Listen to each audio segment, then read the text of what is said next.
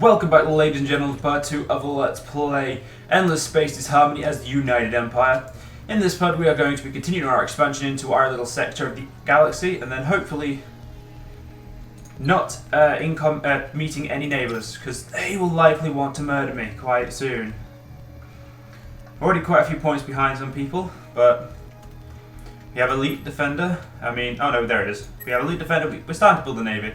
We should be fine, it's just we've got to watch our income at the moment, so we're not going to build too many ships unless we need to. For now, we just need to focus on colonising. That is a lot more important at the moment to us.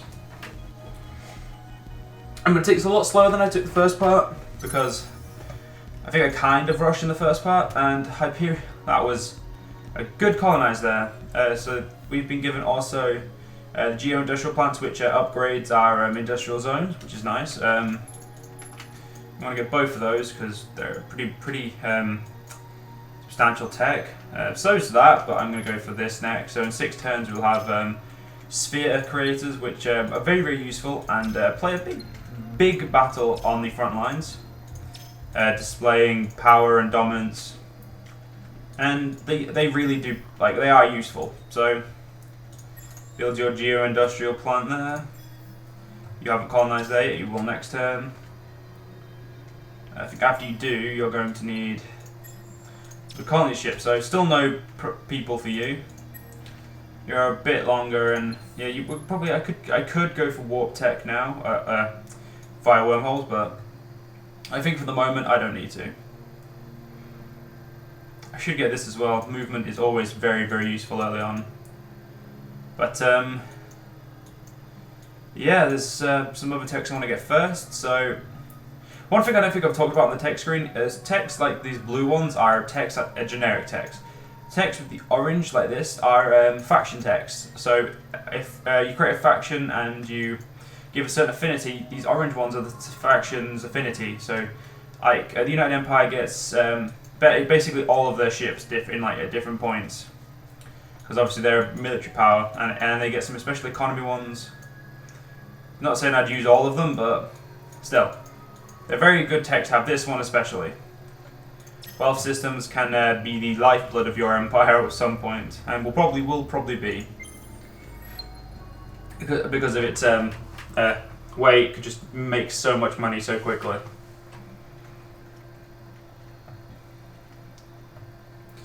Right, how many we have? We're 5th in tech, so we're probably going to lose this game probably to tech, but we will win by kicking someone's face in. With 2 more colonies, we can only make 1 at the moment, so you're gonna, you know what, go for arid, then I'll go for you, because at the moment we need more planets to colonize to buff up our empire. We really need to get all of these systems colonized, and I believe arid should be the, yeah, and there's an arid here, so that means we can get that system. You're an arid.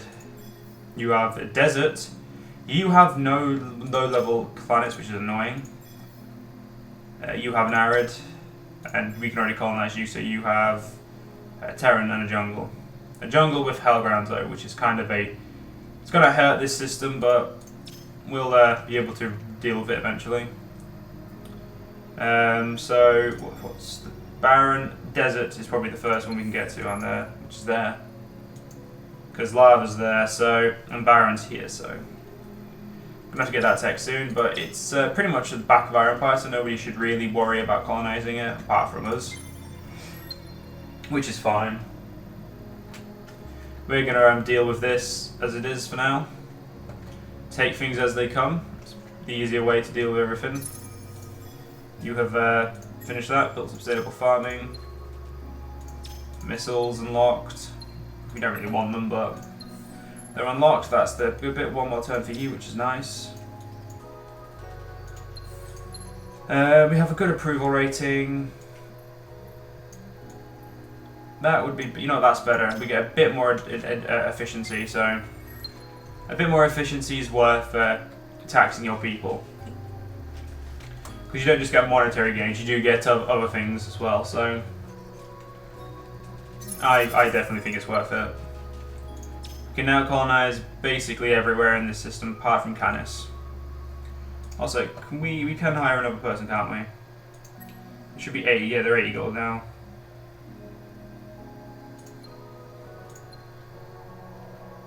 Sensor system. Send to you. My system's running happy. We're gonna go down to 30 now. Well, actually, no. Yeah, we'll go to there. Make 7 gold. These colony ships, one's going to go to Inducer, and one probably to K's. Yeah, Strange Fossils. Yeah, we'll get this planet first.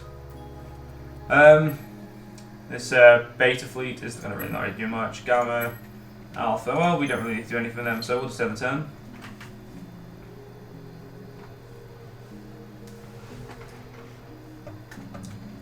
So that's not, all of our places have finished in building what they've been asked to build. I'll deal with Pegasus's build first because I normally fuck up and send both my ships.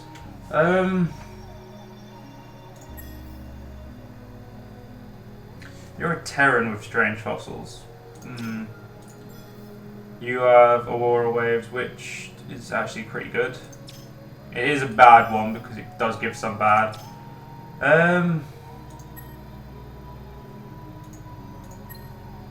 Honestly, I think the best thing to do is get the ones next to the warp gates because, or the wormholes, because we want to block off people's access into our area. Let's make some money for now.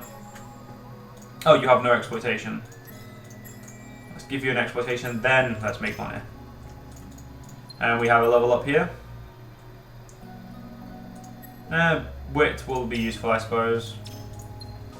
Oh yeah, you need to build your science thing. One turn, then make me some money. We should make a good amount of income soon.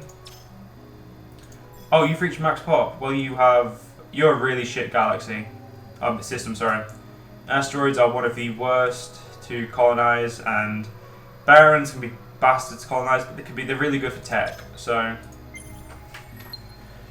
I suppose the only problem is if it's late tech, it's mid tech, not early tech, so yeah, there is that. Right, yeah, so you guys are all making me money now. In 2 turns, you'll all be making me CIS or satellites to give you the influence once you pop. You're going to be in 12 turns. You'll be a colony. In 20 turns, you will. Which 20 turns they'll gain the circle around them. And the sphere of influence depicts how big it is. You're a scout. My colony should be there next turn. You're a defender. My colony should be there in 2. Right. No one. We have met no one still, which is only because we can't actually warp. Which still don't want to get yet, to be honest. I don't think. Yeah, it gives us the expansion disapproval, lowers it, so that's definitely a good thing. Because expansion is obviously the best way to gain FIDS, which is food, industry, dust, and science, which I don't think I've spoke about either. So I'm glad I finally mentioned it. Oh, you're going to be there. Oh, so it's 2 turns for both of them. Fair enough. Yeah, that extra movement speed would definitely be useful. God, hopefully that no contact is Soas, because if the Soas, we will, if it's the faction Soas, we should stand a good chance of beating them. They're a more peaceful faction, and very easy to dominate if you want to. Or at least from my experience.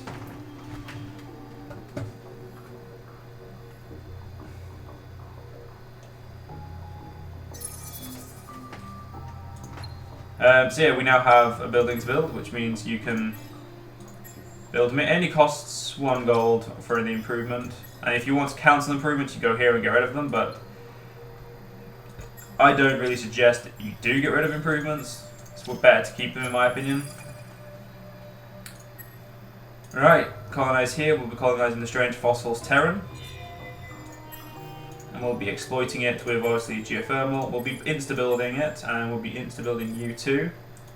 Get some science racked in. We'll only be doing that on that one. I believe this one we won't have enough money to insta-build. I believe we'll have enough for the small, for the geo-industrial. Yeah, not the heavy isotopes. But yeah, it is nice to spend money to quickly set up an economy, or a star system. It is worth it. And in 8 turns we'll be able to send this scout ship out. Actually, after you've done that, give me a scout ship. The more scout ships you have, the less chance you have of them getting wrecked by AI. Which, trust me, is a very, very, very high thing. Because if you go into an enemy sphere of influence and you do not have border access, your fleet will get stuck there. So even without this ship, these ships like here I have, if people came into my sphere and they didn't have my access, they would be basically stopped, and I would be automatically engaging with them, or given the chance to engage with them, because it will be a Cold War status when we meet them.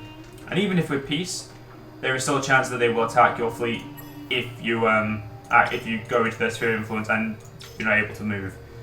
So it's best not to really get stuck in someone's sphere of influence, put it that way. We have 5 colonies now, 1 not connected to us, but will soon be connected to us. Hopefully we're going to get some scout ships going. And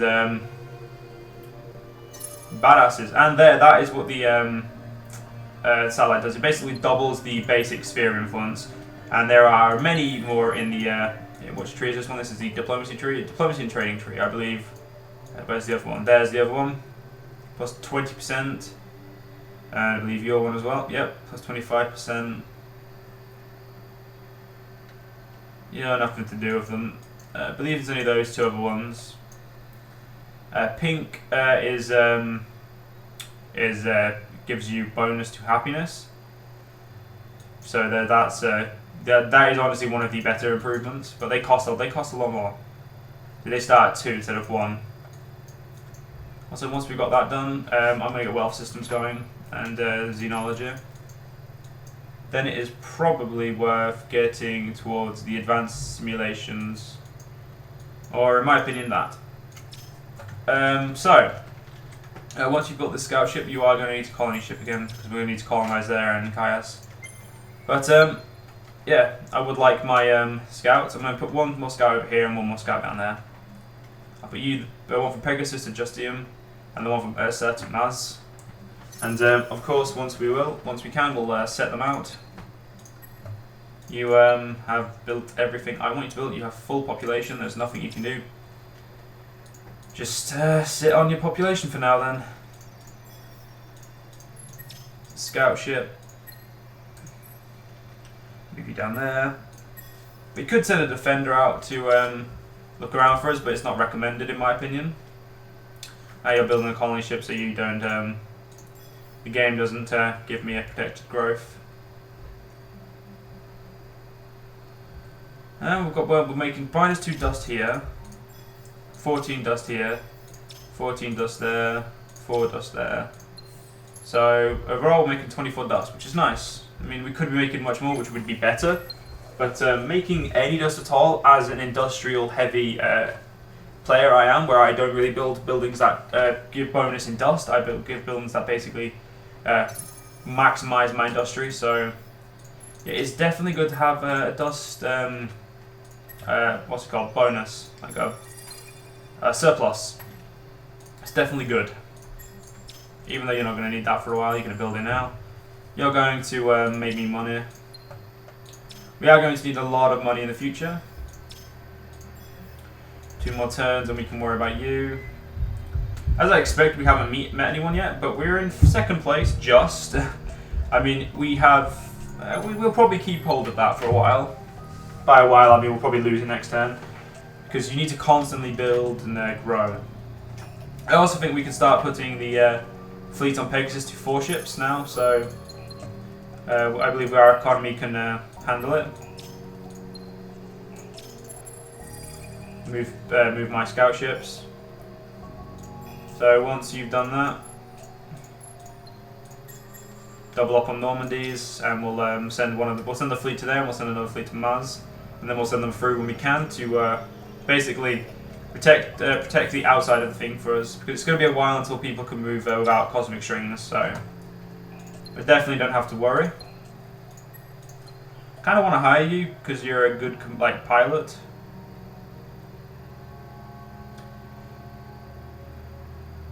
Kind of want to. Don't want to waste 140 gold at the dust though, so for now we'll leave it. And we'll just end the turn again.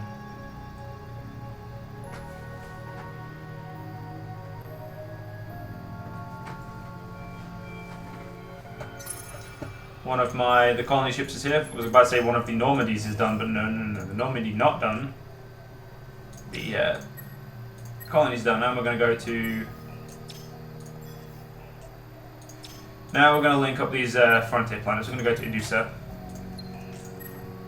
Now, no matter how much I want to go to Kaias first, it's probably going to work out better if we go over there. You can have 14 population already. You're going to be a very, very strong system. 13. Yeah, you're not as lucky, but you do have a. This is a good planet to have. Dust. That is basically a dust planet. There's a gas giant, which is a science as well. I believe there's an industry gas giant. I cannot remember though. I think there's like 3 or 4 gas giants, or maybe I don't know. Maybe there's just 2, but still, still very, very useful to have. And I would recommend building ASAP if you like, colonizing ASAP if you can. Because the earlier you get the bonus, the better off your Civ will be, or Empire will be. You know what? I'm gonna make you a veterinary 1 because I believe that'll give me this. So yeah, there you go. Call of distant constellations. So this is the we can now travel through wormholes, and the expansion disapproval goes down. So my 2 ships here.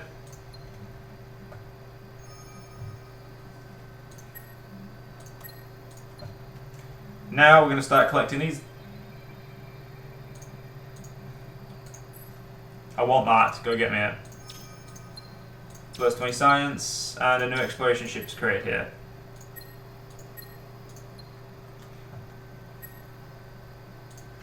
Right, you can... You know what, fuck it, I'm not going to need you. I much prefer having destroyers. I protect my empire. I don't know why, I just do. It's just one of those things. One more turn and you'll be there. Have you got anything new to build? No, I believe the next tech will give me building stuff to build. No, it won't. It'll give me... Oh no. Yes. No, it won't. The tech after that will though. So, I'll tech or 2 away from being able to build some dust buildings, which... It's worth having, but they'll eventually just become useless in comparison to military preparation and how much industry how much I prioritize industry over making money. Because industry can be used to make money, of course. And there we go. That's my first fleet. And how much gold have we got left? Dust we got, sorry. Make 46 still. So make a second fleet of Normandies. Send all my fleets to places. Choice.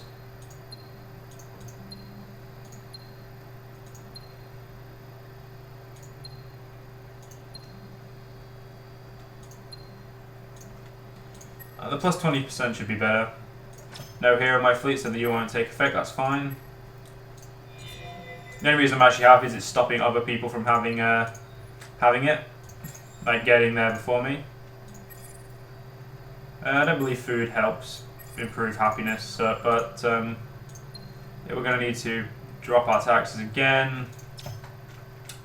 It's kind of upsetting, but it's just the way it is. 2 more turns and you will have a big sphere around you, and 10 more turns and you'll have a big sphere. And the sphere of influence, basically the main concept is anything in your sphere of influence no one else can interact with. So. And obviously people can attack you, but if you have, like, if my sphere of influence was over Giovannis and Overa, nobody else could colonize them because I have a sphere. I have my sphere on them. I think the best way to describe it is what's in your sphere is yours. But basically, really, that's over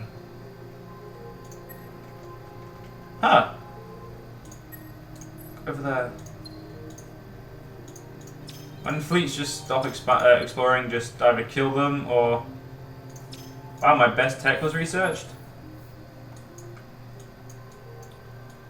Oh, fuck yes. That is beautiful. We now have this beauty, the cruiser. One of the better ships. It's not that much better than a thing, because I believe the tonnage is only double. And you're probably thinking that's a lot, but well, really, in retrospect, it's not. And we're going to have a 2085 beam ship, which gives it 198, and we are going to call it the. What's a good place in Europe? The Roma. I don't want Roma to be the capital ship. We're just going to call it the Roma Mark, and that's it. We now have a cruiser, which gives us this lovely little event. Platforms to success. Greater ship tonnage means many things. Greater military strength, faster travel, and an easier way to extend the power of your empire. But unfortunately, guys, that is all we've got time for today. I hope you guys have enjoyed, and I will see you guys hopefully in the next episode. See you guys then.